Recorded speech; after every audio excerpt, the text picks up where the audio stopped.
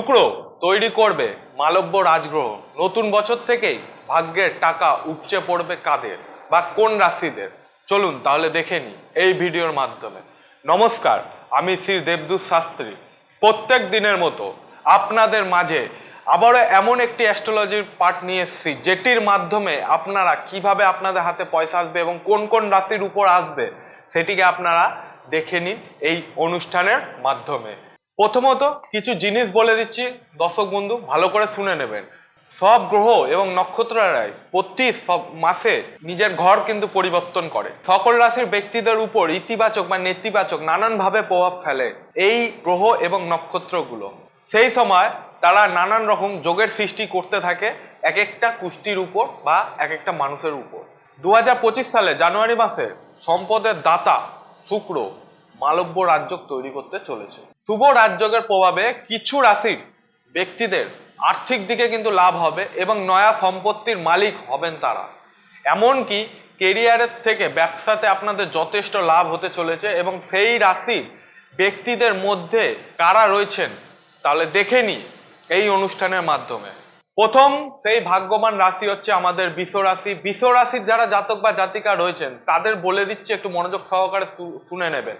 বৃষ রাশির জাতক বা জাতিকাদের ব্যবসায় লাভ হতে চলেছে এবং রাজযোগের বিশেষ প্রভাব পড়বে আপনার ভাগ্যের উপর। এ সময় আপনার পরিবেশের অনুকূল থাকবে এবং বন্ধ ভাগ্যের দরজা কিন্তু এই সময়টাতে আপনাদের খুলতে চলেছে। মনের মানুষের সঙ্গে দেখা হবে এবং দাম্পত্য এবং পারিবারিক জীবন থেকে কিন্তু আপনি খুব সুখী হতে পারবেন এই সময়টাতে। অর্থ লাভের সম্ভাবনা রয়েছে এই রাশির ব্যক্তিদের উপর এবং মানসিক চাপ আগের থেকে অনেক বাড়বে বা কমতেও পারে। সকলের সঙ্গে ভদ্র আচরণ করবেন এই সময়টাতে এবং পরিবারের সকলের সঙ্গে কিন্তু আপনি শুভ সম্পর্ক বজায় রাখার চেষ্টা করবেন এই রাশির যারা বৃষ রাশির জাতক বা জাতিকারা রয়েছে। পরবর্তী রাশি হচ্ছে আমাদের কর্কট রাশি। কর্কট রাশির যারা জাতক বা জাতিকা রয়েছেন তারা একটু মনোযোগ দিয়ে শুনেন। কর্কট রাশির জাতক বা জাতিকাদের উপর কিন্তু মালব্য রাজযোগের এক থেকে কিন্তু শুভ প্রভাব আসতে চলেছে এবং আপনার ভাগ্য আপনার পক্ষে থাকবে অবশ্যই এবং আপনার আয় বাড়তে থাকবে এবং দেশ বিদেশে ভ্রমণও কিন্তু আপনারা করতে পারেন। এই সময় আপনার আটকে থাকা কোনো কাজ বা আপনার আটকে থাকা যে কোনো কাজ এই টাইমটা আপনি সফলতা অর্জন করতে পারেন সেই কাজের উপরে। এবং ব্যবসায় যদি অর্থ বিনিয়োগ করতে চান তাহলে কিন্তু আপনারা এই সময় করতে পারেন। মানসিক চাপ আগের থেকে কিন্তু আপনাদের অনেকটা কমবে এবং কারোর সঙ্গে কথা বলবেন, ভদ্রভাবে বলবেন, ঠিক আছে, এবং কোনো কাজে পিছিয়ে যাবেন না। স্বামী স্ত্রীর মধ্যে কিন্তু শুভ সম্পর্ক বজায় থাকবে। তৃতীয় রাশি হচ্ছে আমাদের ধনু রাশি। ধনু রাশির যারা জাতক বা জাতিকা রয়েছেন তারা একটু মনোযোগ দিয়ে শুনে নেবেন। ধনু রাশির জাতক বা জাতিকাদের পরিবেশ অনুকূল থাকবে এবং পুরনো সম্পত্তি ফিরে পাওয়ার সম্ভাবনা কিন্তু আপনাদের রয়েছে।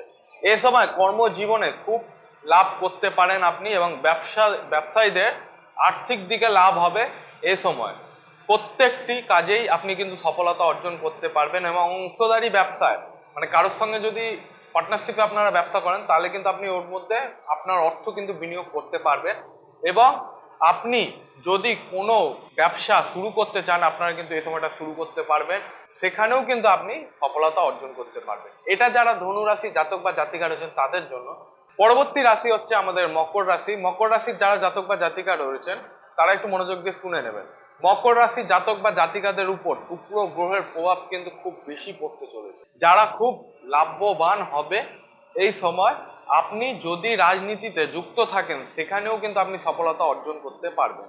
অযথা কারোর সঙ্গে তর্ক বিতর্কে জড়াবেন না এই সময়টাতে এবং প্রত্যেকটি কাজ করার আগে মাথা ঠান্ডা রাখার চেষ্টা করবেন এবং এই সময় সকলের সঙ্গে ভদ্রভাবে ব্যবহার করবেন।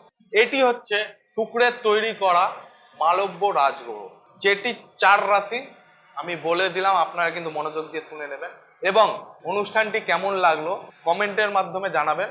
এই যে ভাগ্যের খেলাটা এইটা হবে আপনাদের নতুন বছরের শুরু থেকে। আমি অনেক আগেই অনুষ্ঠানটি করে দিলাম, আপনারা কিন্তু ভালো করে মনোযোগ দিয়ে একটু দেখে নেবেন। ভিডিওটি একটু স্কিপ করবেন না। কোনো অসুবিধা হলে কমেন্টের মাধ্যমে অবশ্যই জানাবেন এবং চ্যানেলটিকে সাবস্ক্রাইব করে নেবেন। আপনার একটি সাবস্ক্রিপশন আমার জন্য অনেকটা ইন্সপায়ার হয়ে দাঁড়ায় নিত্য নতুন অনুষ্ঠান করার জন্য। তাহলে আজকের অনুষ্ঠান এই পর্যন্তই। পরবর্তী অনুষ্ঠানে আবার আপনাদের সঙ্গে দেখা হবে। জয় শ্রী মহারাজ।